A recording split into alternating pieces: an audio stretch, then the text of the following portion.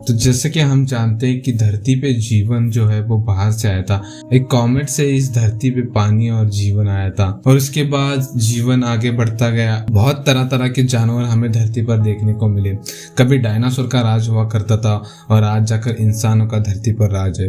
तो धरती पर जन्मे सारे जीवों में से सबसे होशियार जीव इंसान को माना जाता है। और अब हम इंसान, हमने साइंस में इतनी तरक्की कर ली कि अब हम हमारी जैसी दूसरी दुनिया को खोजने में लगे हुए। हम एलियन सिविलाइजेशन को खोज रहे। आज तक हमें एलियंस नहीं मिले, लेकिन फ्यूचर में शायद से हमें एलियन मिल सकते। लेकिन एलियन नहीं मिले तो क्या हुआ? स्पेस में ऐसी बहुत सी घटनाएं होती रहती है जिससे हमें ये पता चलता है कि शायद से जीवन हो सकता है और भी कई जगहों पर जीवन हो सकता है। अगर हम बात करें उन घटनाओं की, तो उनमें से कुछ घटनाएं ऐसी है जिनको हमने खोज निकाला है। मतलब हमने दूसरे सोलर सिस्टम में या फिर यहाँ से बहुत की दूर की गैलेक्सीज में हमने कुछ ऐसे प्लैनेट्स खोज निकाले जहाँ पर जीवन मौजूद हो सकता है। लेकिन ऐसी और भी स्पेस में घटनाएं हुए जिनके लिए हमें स्पेस में कहीं और जाने की जरूरत नहीं पड़ी है। वो घटनाएं हमारे सोलर सिस्टम में हुई है, जैसे कि किसी एस्ट्रॉयड का आना या फिर किसी कॉमेट का आना।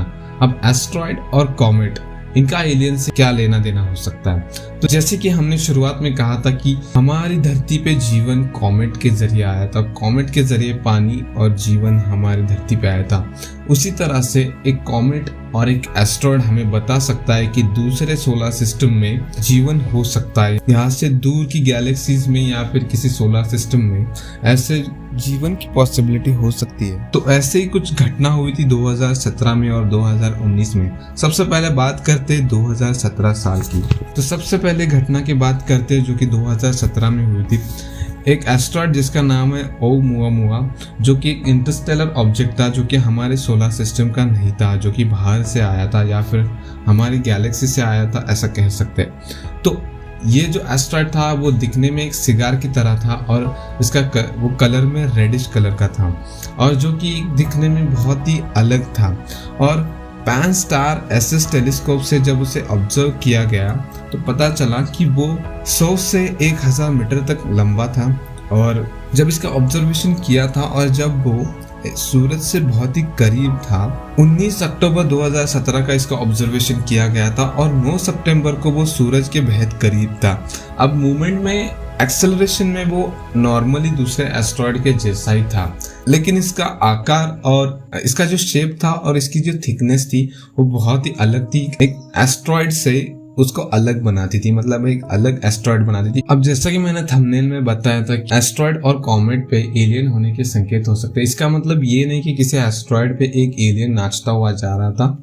इसका मतलब ये कि ये जो ऑब्जेक्ट है ये हमारे सोलर सिस्टम से बिलोंग नहीं करता, ये किसी और सोलर सिस्टम या फिर किसी और गैलेक्सी से ट्रैवल करता हुआ यहाँ। इसका मतलब ये बहुत ही जल्दी हमारे सोलर सिस्टम से निकल कर जाने वाला था। एस्ट्रॉयड को ऑब्जर्व करके हम दूसरे सोलर सिस्टम को स्टडी कर सकते हैं और ये दूसरे सोलर सिस्टम या फिर गैलेक्सी से आया था, इसीलिए उसे एलियन ऑब्जेक्ट कहा जाता है। 2019 में जब इसका ऑब्जर्वेशन किया तो उसको नेचुरल ओरिजिन कहा गया। मतलब ये हमारी सोलर सिस्टम का नहीं था, ये किसी बाहर के सोलर सिस्टम से आया हुआ था। फिर उसको एक एलियन ऑब्जेक्ट कहने लगे। फिर उसके बाद जब जनवरी 2021, मतलब हाल ही में जब एक एस्ट्रोफिजिस्ट जिनका नाम है एवी लोई, इन्होंने अपनी किताब में ये कहा कि ये जो एस्ट्रॉयड था 2017 में आया था, इसे हम पीस ऑफ एलियन टेक्नोलॉजी कह सकते हैं। अब बात करते हैं दूसरी घटना की जो हुई थी अगस्त 30, 2019 में। तो इस घटना में एक कॉमेट गुजरा था जिसका नाम था 2I बोरिसोव, जिसको एल्मा टेलीस्कोप से ऑब्जर्व किया गया था। और इस कॉमेट की खास बात ये थी कि इसमें हमें कार्बन मोनोऑक्साइड जो है वो ज्यादा मात्रा में देखने को मिलता था। मतलब जैसे ही ये कॉमेट सन के करीब जा रहा था तो इसका जो आइस था वो वेपोराइज हो रहा था और उस ऑब्जर्वेशन में ये पता चला कि इसमें कार्बन मोनोऑक्साइड की मात्रा ज्यादा है। और जब इसे हबल टेलीस्कोप से भी ऑब्जर्व किया गया तब भी हमें यही देखने को मिला और साइंटिस्ट ने इसी चीज को कंफर्म किया। साइंटिस्ट को पता चला था कि इसमें कार्बन मोनोऑक्साइड की मात्रा ज्यादा है अगर हम कंपेयर करें किसी और दूसरे कॉमेट से। तो ये कैसे हो सकता है? और ये जो कॉमेट था ये भी हमारे सोलर सिस्टम का नहीं था।